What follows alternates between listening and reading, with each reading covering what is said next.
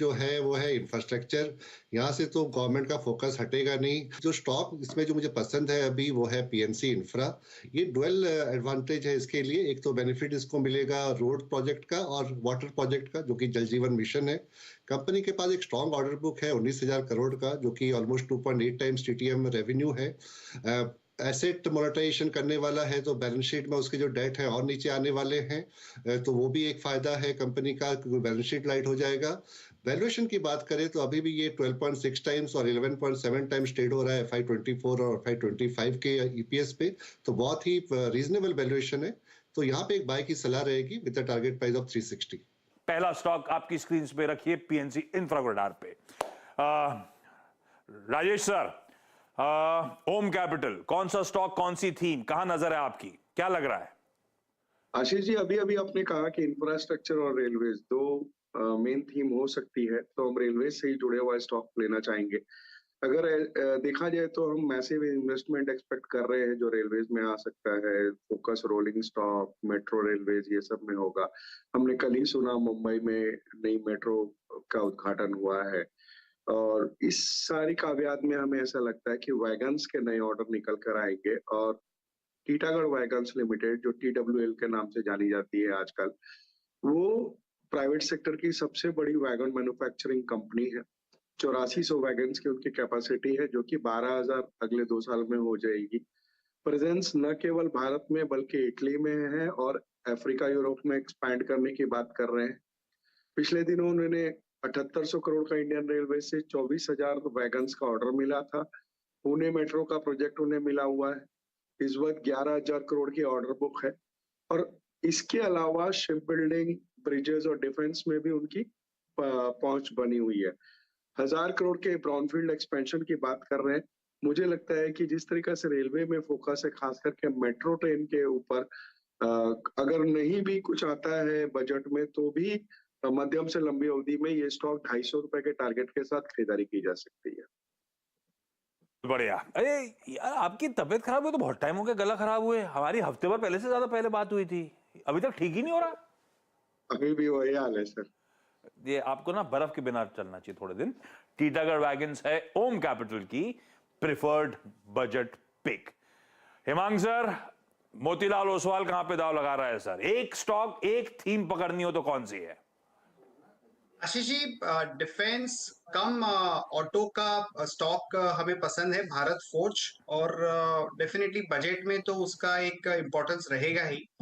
और ओवरऑल अगर आप देखें तो भारत फोर्ज ने पिछले 10 साल में लगभग 45 बिलियन रुपीस अलग अलग बिजनेसेस में इन्वेस्ट किए हैं, चाहे वो ईवी कंपोनेंट हो, या डिफेंस हो, लाइट वेटिंग हो। और ये सारा जो इन्वेस्टमेंट है वो होने के बाद अभी एक ऐसे स्टेज पे कंपनी आ चुकी है जहां पे कि हार्वेस्टिंग का फेज चालू हो रहा है। तो अभी रिसेंटली कंपनी का एक मैनेजमेंट कॉन कॉल हुआ था और बहुत ही क्लियरली समझ में आ रहा है कि ये जो सारे बिजनेसेस है उसकी जो कंट्रीब्यूशन है वो काफी बढ़ने वाली है और बिजनेसेस मार्जिन एक्रेटिव है। तो भारत फोर्ज हमें लगता है कि बजट और बजट के अलावा भी एक ऐसा स्टॉक है जहां पे अगले 2-3 साल में दाव लगाया जा सकता है। और हमें लगता है कि ये 15 to 18% kind of CAGR return दे सकता है। भारत फोर्ज डिफेंस और ऑटो की एक बढ़िया पिक, ठीक है। और इन्होंने लास्ट टाइम मेंशन भी करा था, बाबा कल्याणी जब इस चैनल पे आए थे, इस नेटवर्क से बातचीत हुई थी, तो ये भी मेंशन हुआ था कि अब वो न्यू एज बिजनेसेस से कंट्रीब्यूशन बढ़ने का समय है, जिसकी बात अभी हिमांग सर कर भी रहे हैं। तो डिफेंस रिलेटेड वो सब कंट्रीब्यूशंस अब यहां से पिकअप करने चाहिए। मिक्स चेंज होगा इस कंपनी का, इवॉल्व होगा, इस तरह से कॉन्फिडेंस इंफ्यूज कर रहे थे। रखिए भारत फोर्ज को रडार पे, एक बढ़िया फंडामेंटल वाली पिक आपकी स्क्रीन पे। हमने पानी की बात कर ली, उस पे स्पेंड्स बढ़ेंगे, इंफ्रा पे स्पेंड्स बढ़ेंगे, रेलवे पे स्पेंड्स बढ़ेंगे, हो सकता है लोकेशन डिफेंस रिलेटेड बढ़ता हुआ नजर आए और उनसे जुड़ी बढ़िया बढ़िया स्टॉक्स की चर्चा होगी। पार्थिव, ट्रेकॉम कौन से स्टॉक रडार पे रख के चल रहा है? देखिए आशीष जी, डेफिनेटली एक कंसेंसस व्यू तो है ही कि इंफ्रा मैन्युफैक्चरिंग ये सबसे बड़ा इम्पेटस रहेगा गवर्नमेंट के लिए।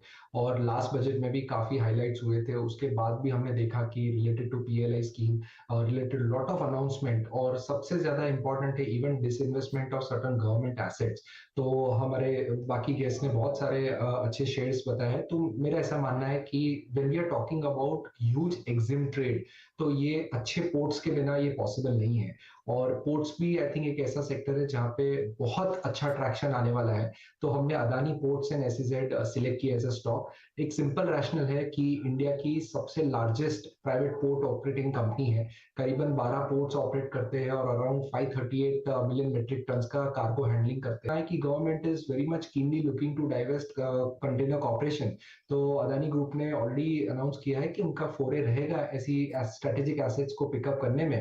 तो ओवरऑल जब हम इंडिया की जीडीपी बढ़ने की बात करते हैं, इतना सारा गवर्नमेंट का फोकस इन इंफ्रास्ट्रक्चर और मैन्युफैक्चरिंग की बात करते हैं, तो इसका डायरेक्ट प्रॉक्सी प्ले हमें लग रहा है कि पोर्ट सेक्टर हो सकता है, और उसमें अदानी पोर्ट ये वैल्यूएशन से हमें काफी कंफर्टेबल लग रहा है।